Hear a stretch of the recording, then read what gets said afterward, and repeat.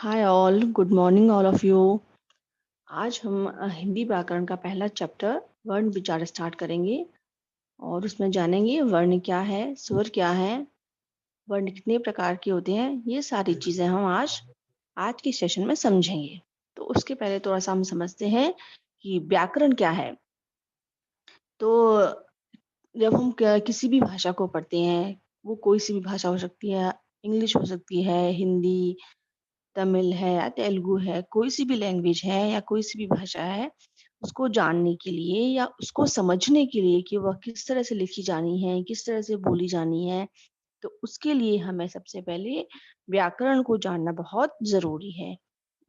अगर हम एक सिंपल सी भाषा में समझें तो व्याकरण क्या है?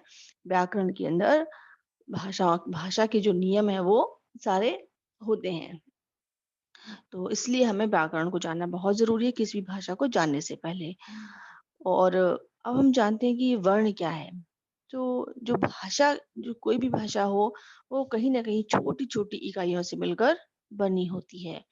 छोटी स्मॉलेस्ट यूनिट जो होती है, उससे मिलकर बनी होती है। तो इस छोटी इकाई को बोलते हैं ध्वनि, और इस ध्वनि को ही बोलते हैं वर्ण। तो हम समझेंगे वर्ण क्या है।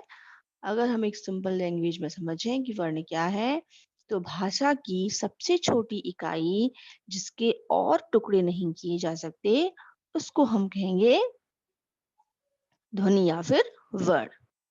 ठीक है? तो अब हम समझें कि ये वर्ण होते कितने हैं। हिंदी भाषा में कुल 44 वर्ण हैं। हिंदी भाषा में कितने वर्ण हैं? कुल 44 वर्ण हैं, जिनको कि दो भागों में बांटा गया है, स्वर और व्यंजन। स्वर हैं आपके 11 और व्यंजन हैं आपके 33। ठीक है? अगर इन वर्णों को ही आप एक व्यवस्थित समूह में रख दें या व्यवस्थित समूह में इनको व्यवस्थित समूह में पढ़ें, तो उसको ही बोलते हैं आप वर्णमाला। ठीक है? इन स्वरों को भी क्या है, आप ठीक है? उसके बाद हम जानते हैं कि स्वर क्या है।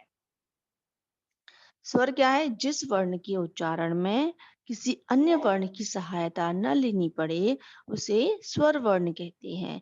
या ऐसे वर्ण जिनका उच्चारण करते समय हम किसी और की हमें हेल्प नहीं लेनी पड़ी, या जिनका उच्चारण स्वतंत्र रूप से हो रहा है, ऐसे वर्णों को हम क्या कहेंगे? स्वर वर्ण कहेंगे। ठीक है? अ से लेकर आ, ई, उ, री, ए, ऐ तथा ओ और औ क्या है? ये स्वर में शामिल किए गए हैं। ठीक है?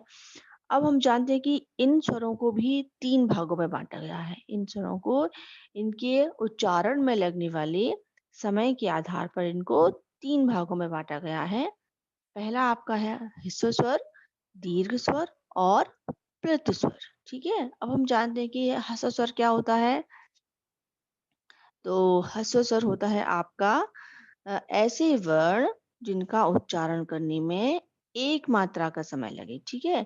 ऐसे वर्ण जिनका उच्चारण करने में कितना समय लगे? एक मात्रा के उच्चारण के बराबर समय लगे। या फिर हम बोल सकते हैं ऐसे वर्ण जिनको बोलने में बहुत कम समय लगे, तो ऐसे वर्णों को हम कहेंगे ह्रस्व स्वर। ठीक है? इनकी संख्या होती है 4। छोटा अ, छोटी ई, उ और री। ये 4 वर्ड आपके ह्रस्व स्वर में शामिल हैं। नेक्स्ट आपका है दीर्घ स्वर। दीर्घ स्वर क्या होता है? ऐसे स्वर जिनके उच्चारण में 2 मात्रा के उच्चारण के बराबर समय लगे। अथवा हम कह सकते हैं ऐसे स्वर जिनका उच्चारण करते समय ह्रस्व स्वर की अपेक्षा ज़्यादा समय लगे। ठीक है? उनकी कंपैरिजन में ज़्यादा समय लगे, तो ऐसे स्वरों को हम कहेंगे दीर्घ स्वर। ठीक है? इनकी संख्या है 7। जैसे टोटल संख्या कितनी है स्वरों की? 11, उसमें से 4 है ह्रस्व स्वर के अंदर। तो जो बचे हुए जो स्वर हैं 7, वो आपके आते हैं दीर्घ स्वर के अंदर। और दीर्घ का मतलब भी होता है अपने आप में बड़ा। तो आप ऐसे भी समझ सकते हैं, जिसको बोलने में ज़्यादा समय लग रहा है, उन स्वरों को हम बोलेंगे दीर्घ स्वर। अब इसके बाद नेक्स्ट आता है आपका प्लुत स्वर। प्लुत स्वर क्या होता है? ऐसे स्वर जिनका उच्चारण करने में हमको 3 मात्रा के उच्चारण के बराबर समय लगे। या फिर ऐसे वर्ण जिनका उच्चारण करते समय ह्रस्व स्वर और दीर्घ स्वर की अपेक्षा ज्यादा समय लगे, ऐसे स्वरों को हम कहेंगे प्लुत स्वर। जैसे ओम, एग्जाम्पल लिया है ओम। ठीक है, ओम का उच्चारण हम थोड़ा ठहर के और इस तरह से करते हैं, कभी डायरेक्टली ओम करके नहीं बोलते। ये जो बीच में थ्री जो बना हुआ है उसका मतलब है आपको 3 टाइम के उच्चारण के बराबर से आपको समय लेना है। ओम, ठीक है? 3 गुना समय लगता है, ठीक है? 3 मात्रा के उच्चारण के बराबर। उसके बाद नेक्स्ट आपका आता है अंग तथा आहा। अब अगर हम देखें तो अंग और आहा को भी हम स्वरों के साथ ही पढ़ते हैं, ठीक है? लेकिन इनको स्वरों की गिनती में शामिल नहीं किया गया है, ठीक है? अगर हम संस्कृत भाषा की बात की जाए तो संस्कृत भाषा में 13 स्वर होते हैं। वहाँ पर अंग और आहा को स्वरों में शामिल किया है, जबकि हिंदी भाषा के अंदर अंग और आहा को स्वरों में शामिल नहीं किया गया है, ठीक है? इनको संयुक्त रूप से क्या नाम दिया गया है? अयोगवाह। अंग और आहा को एक कंबाइंड में जो या संयुक्त रूप से जो नाम दिया गया है, वो है अयोगवाह, ठीक है? यहाँ पर अंग को बोलेंगे अनुस्वार और आहा को बोलेंगे विसर्ग। अंग को अनुस्वार क्यों बोल रहे हैं? क्योंकि अंग का जो उच्चारण है वो नाक से होता है।